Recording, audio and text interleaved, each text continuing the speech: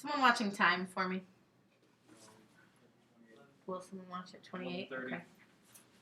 Somebody let me know when we hit like 11:39. That's in 11 minutes. Okay. He just did that. Okay. The first thing I do when I tackle a word problem like this is I define the variables. Okay, and defining the variables means I figure out what are the things I'm trying to find and I put letters on them. Okay, so in this problem, what is it that I'm trying to find? How many seats of each type? Okay, of each type. How many different types are there? 2. 3. There are 3.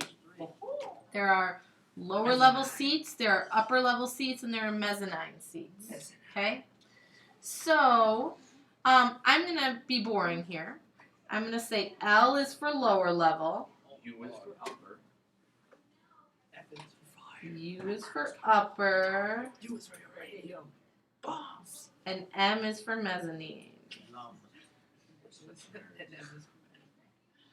Okay?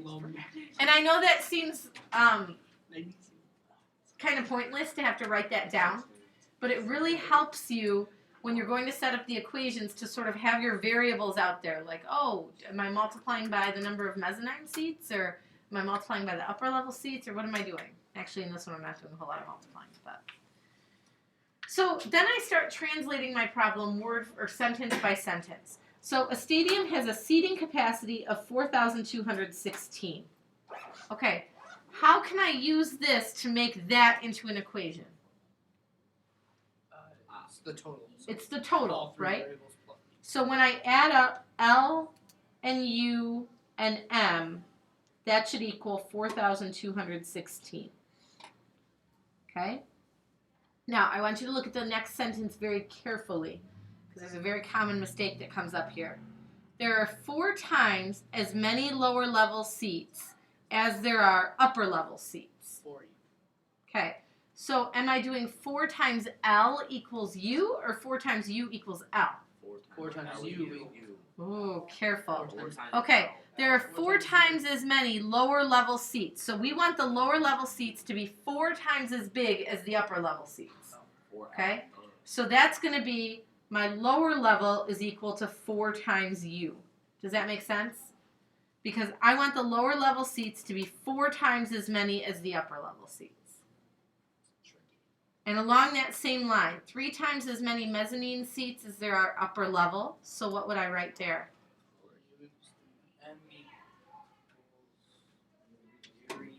M equals 3U, yep. Because again, we want the mezzanine to be 3 times as much as the upper level. Okay, so we want the mezzanine to have more than the upper level. Okay, thoughts on what to do from here? Treat this all, by the way, this is like a whole system, one big system. Bracket. 4 U for L and 3 U for M. Okay, so I'm going to do substitution, and I'm going to do kind of double substitution. Because see how these are solved for L and M already?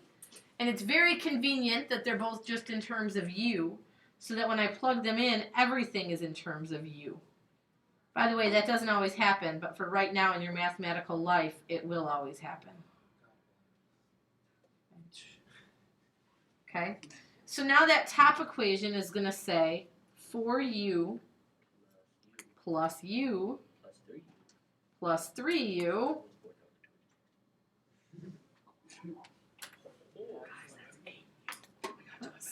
Messing with my color coding. Okay, does that make sense that I plugged all of those in? And now I have one big equation with just U. And now this part's easy, right? Put all of these together, that makes 8U. And then let's divide by 8. I think you get like 527. Does that sound right?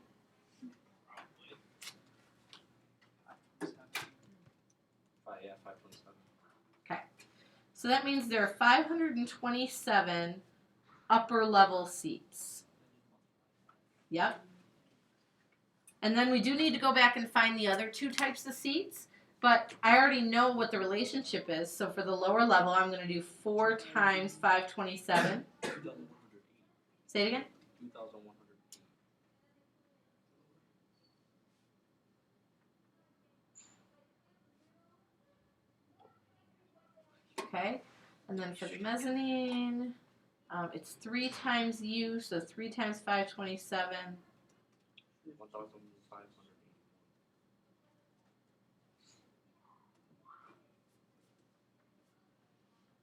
Okay? And when I add these 3 things up, if I did this correctly, I should come out to 4216. Yep. Okay?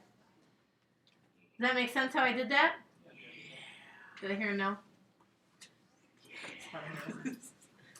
Okay, did not hear that. But. Okay, systems of nonlinear equations. Time check. How am I doing? 33. Perfect. We'll get this one in and go to lunch. I love lunch. Okay.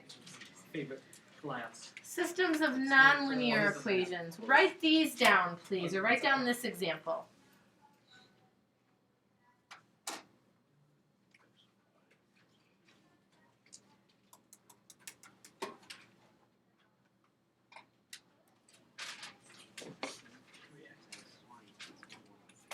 Is that a 3x squared? Am I in the right form? Do I have what I like to start with? Yeah. I am, because I have what y equals, right? I have y by itself. Okay? So I'm going to work with this just like I did before. I'm going to take what y equals and put it in place of y down here. So this equation is now going to say x times 3x equals 48. Okay, so this is x times 3x.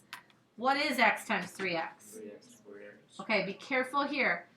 This is like a 1 times a 3. No, you're fine. 1 times 3 is 3. And then x times x gives you x squared. Okay, so it is 3x squared equals 48. Now, any idea how to solve from here? Divide by 3. Okay, good. Now, I'm hearing a little bit, I'm hearing some square roots. It's square. You're right, but the problem is the 3 is not being squared. Right now, the way this is written, only the x is being squared. So I don't want to square root until I just have the x squared left. So yeah, so let's get rid of the 3 first. That's going to make a prettier answer anyway.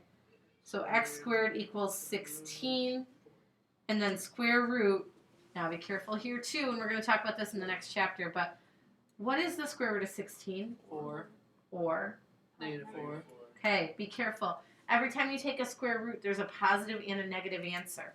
So this comes down and gives me 2 different answers for x. I get x equals 4 or x equals negative 4.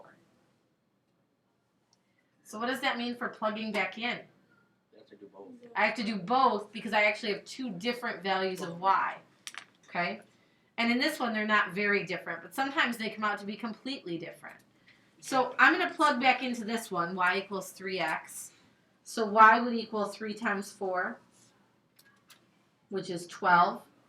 So here my coordinate would be 4, 12. Okay? For my other one, y equals 3 times negative 4, which is negative 12. So my other coordinate would be negative 4, negative 12. Okay? And both of these are solutions. The reason for that is this graph here, xy equals 48, is actually a hyperbola.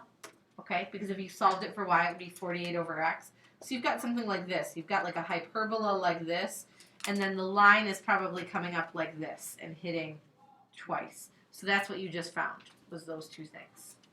Okay? Cool. Does that make sense? Yeah. Okay. Let's